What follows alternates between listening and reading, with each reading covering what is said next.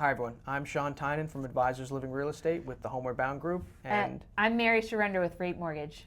Mary's agreed to sit down and talk to us about mortgage and mortgage stuff, and she's going to cover points with us. Yeah, we'll talk a little bit about points today. So you were asking about points. 1 point is 1% of the loan amount, so that is used to buy down the interest rate. You're saying, are points good or are points not good?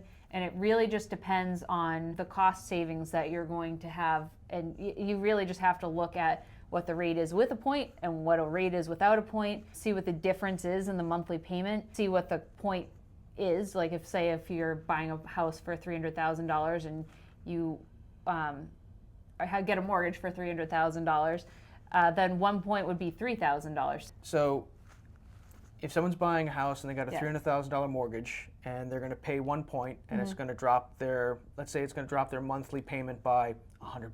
Right. Then what you want to do is you want to look and see when is the break-even point and when does that become profitable. So if you're going to spend $3,000 and you're going to spend $100 less a month, it means $1,200 a year that you're going to save. So it's going to take you a little more than 2 years, a little less than 3 years before you break even on that $3,000 investment on the point. Yeah, correct. And then from that point on, everything sort of becomes gravy on the mortgage. Yes, exactly. You explained it very well, what a point is. And sometimes it makes sense to do, sometimes it doesn't. We just need to do the math and figure out if it makes sense for this particular client, and also how long are they going to be staying in the house. Yeah, I always tell my clients, look, if you're buying a house, you've got to at least be staying there 2 years, and ideally I think you should be staying there 5 years or more.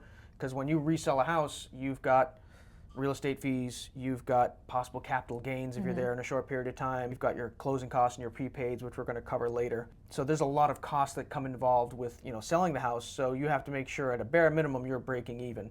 And if you're paying $3,000 for points and you're going to be leaving that house in a year, you might be just throwing money out the window. Yeah, absolutely. You just have to decide if the cost savings are less than 2 years usually. Yeah.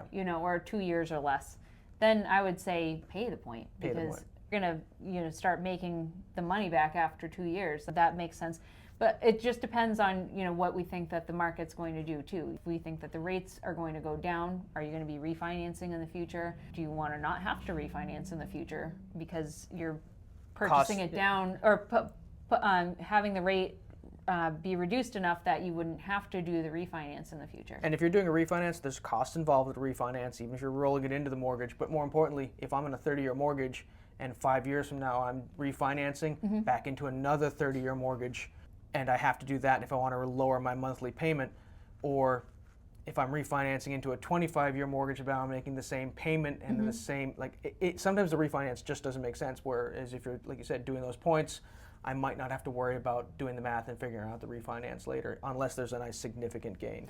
Yeah, but let's just hope that the rates go down so much that, that we're all going to refinance. Yeah, that it makes sense to still refinance even though you paid the point, You get a certain rate, and then the rates go down even below what the rate was. If it goes down by like a half of a percentage point below what you have, it's probably worth refinancing. Yeah, so if you're in at 7 and it goes to 6.5, even if you've got the points on there, it almost always makes sense to refinance. If you're at 7 and it goes to 6 and you don't refinance, I'm probably not going to talk to you ever again. Nice to talk to everybody. We'll see you around. All right, have a great day, everyone.